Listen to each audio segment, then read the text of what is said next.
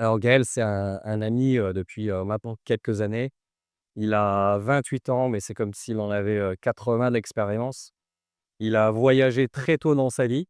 À partir de 12 ans, il fait son premier voyage et ça a dû le mordre à partir de ce moment-là et que c'est pas arrêté. Donc il a voyagé partout dans le monde.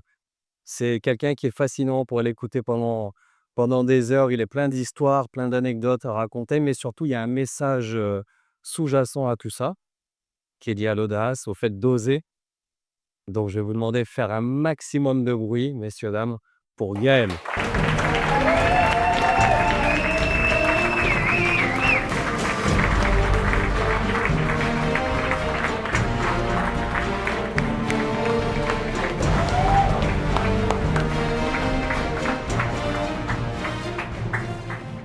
Bon, remettre, je le dehors.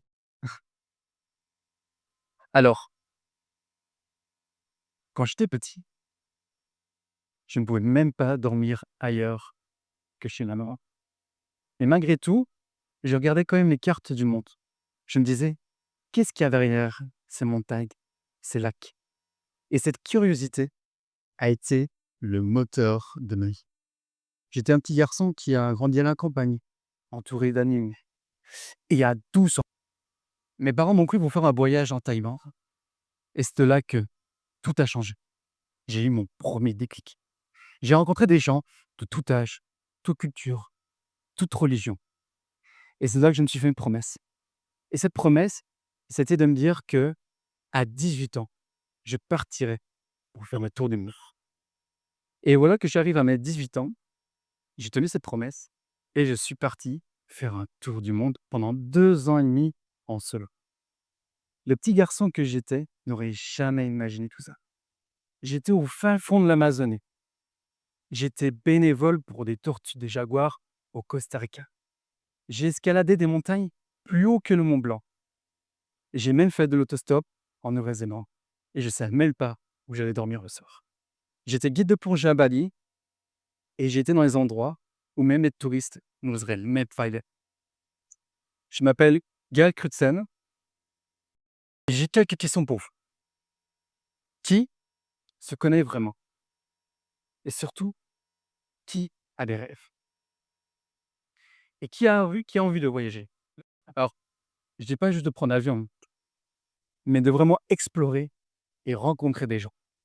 Avant d'aller plus loin, je voudrais juste que vous fermiez tous vos yeux.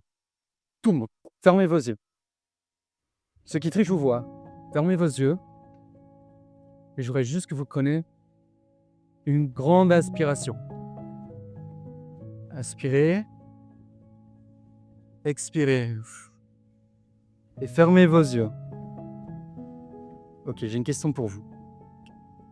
Si aujourd'hui je vous annonce que vous avez tout l'argent que vous voulez, vous avez tous les contacts que vous voulez, vous n'avez plus aucune peur, aucune crainte, et vous devez faire un projet, une action, qu'est-ce que c'est?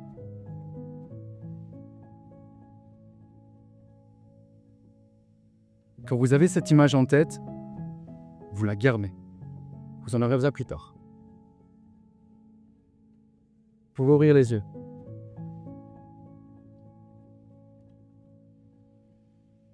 On entend souvent parler de gens qui réussissent, qui font plein de choses.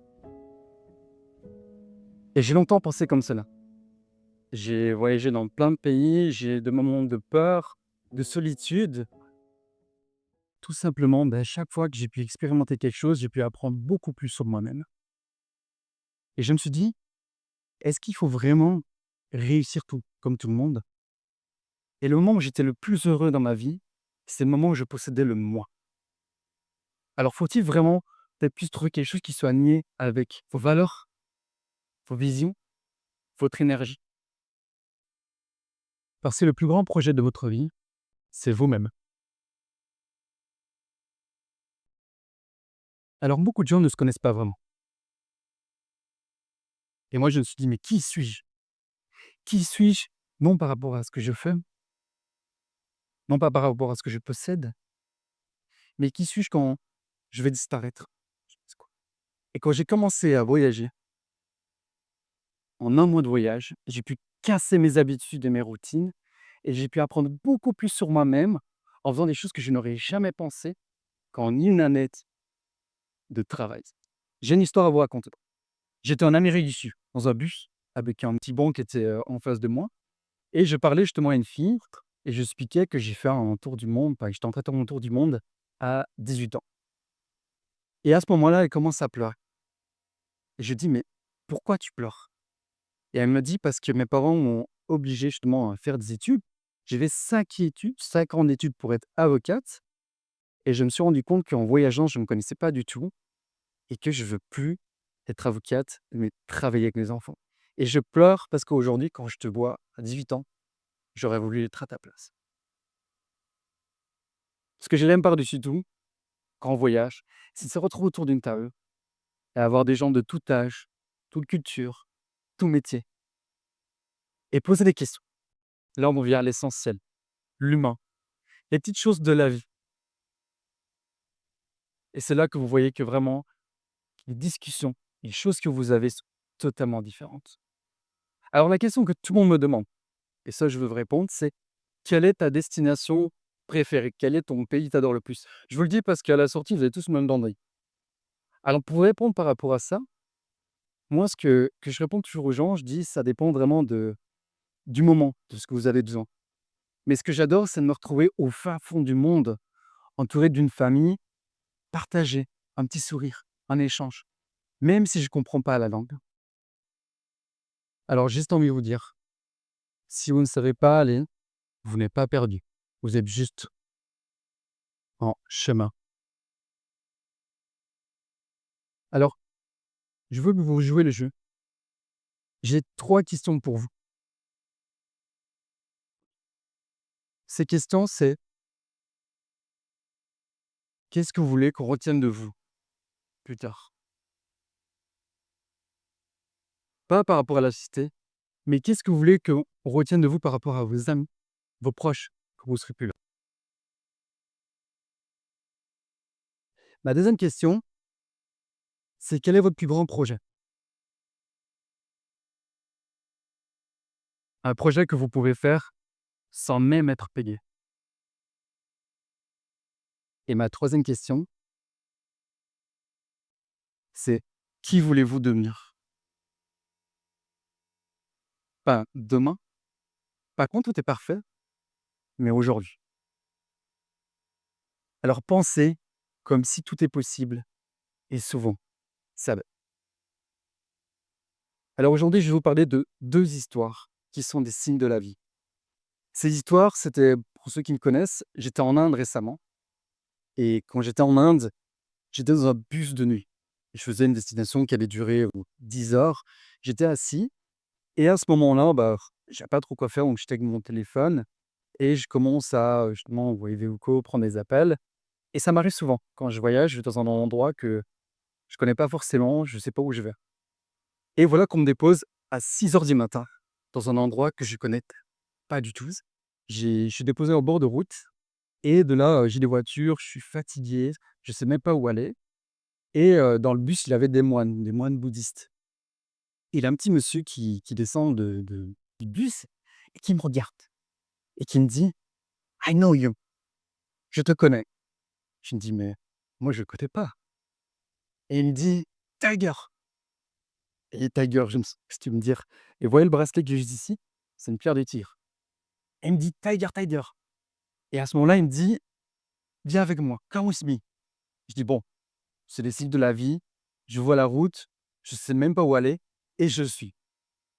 Et voilà finalement que je monte dans le taxi avec ce petit monsieur, petit moine bouddhiste et il m'amène forcément au temple. Alors pas devant, mais derrière et je vois qu'il sort justement, de la voiture, qu'il a toqué à la porte et je vois plein de moines qui sortent, du temple et ils commencent à discuter ou autre et il me dit: «Viens, rentre» et là il ouvre une porte, il y a un genre de tapis par terre et il me dit: «Voilà, c'est ma chambre, tu peux dormir là si tu veux».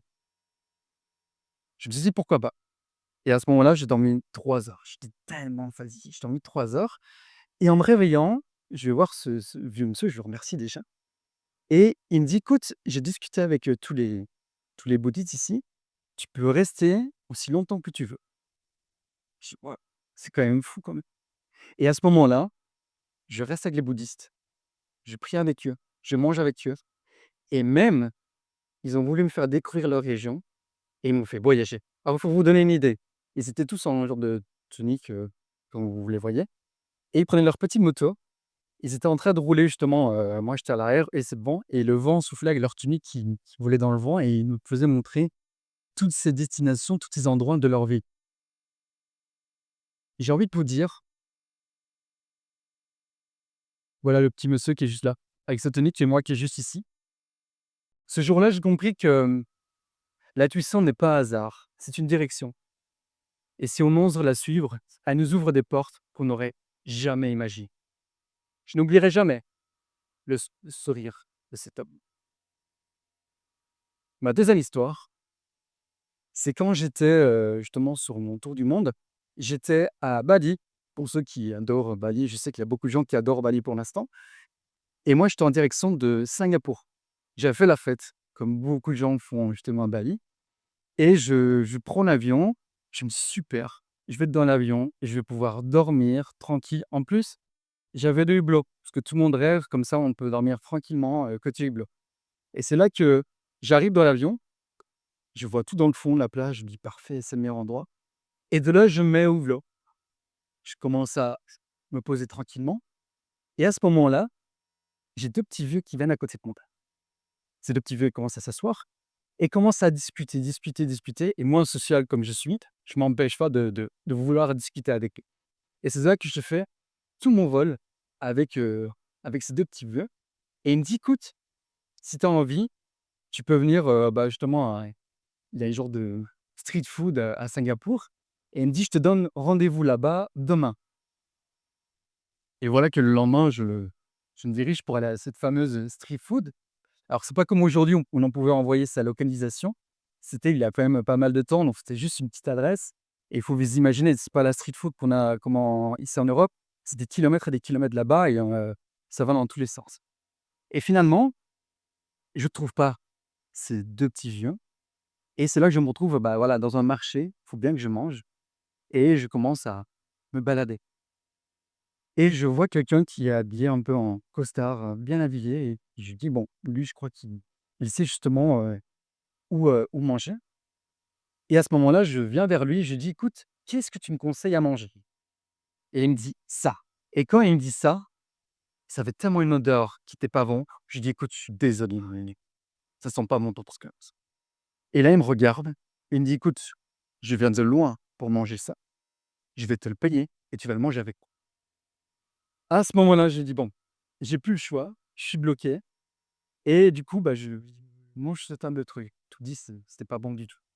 Mais je mange et finalement, bah, on échange, on discute et ce monsieur me dit: «Écoute, prends mon contact». Ça arrive souvent comme ça quand on voyage et voilà que le soir, bah, je rentre dans mon auberge et ce monsieur m'envoie un petit message et me dit: «Si tu as besoin de quelque chose, tu peux rester à la maison ou autre» et je me dis: «C'est bizarre».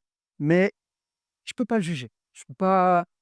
Je sais pas trop. Ils me disent: «Si tu veux, passe à la maison» et mes amis qui étaient à l'auberge, ils disent: «Bah, je te conseillerais pas trop d'y aller». Je me dis: «Bon, au pire des cas, j'y vais et puis ça va pas, bah, je cours ou bah, je m'en vais, quoi». Donc finalement, il m'envoie son adresse. J'ai fait quoi? 20-30 minutes de transport. J'arrive chez lui, 15e étage dans un building. Je monte tout enfin, j'ai mon ascenseur et je sonne, directement à la porte et là, je me dis: «Bon, qu'est-ce qui va se passer?» Il ouvre et il me dit: «Tends la main». Je tends la main et à ce moment-là, il me dépose ses clés dans ma main, il retrousse sa manche, il regarde sa montre et il dit: «Bon voilà, j'ai un vol pour Bangkok dans 2 heures. Tu peux le temps que tu restes ici, tu peux rester et je te laisse mon appartement». Je suis à Singapour, dans une des villes les plus chères du monde.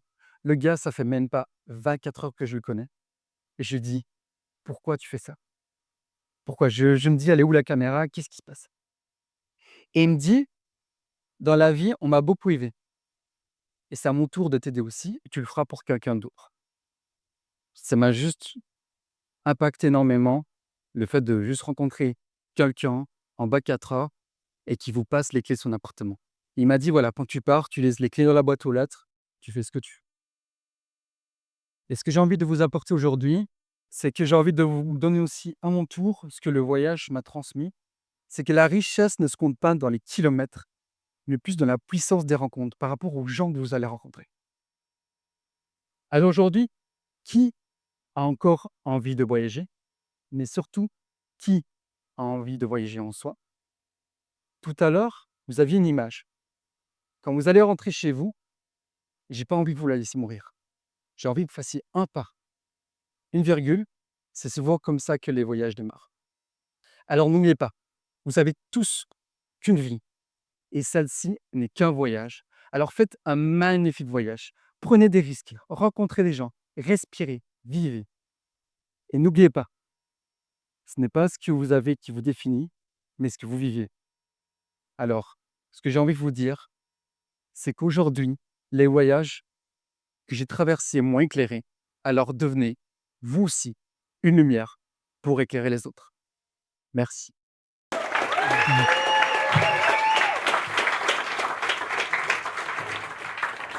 Merci Gaël.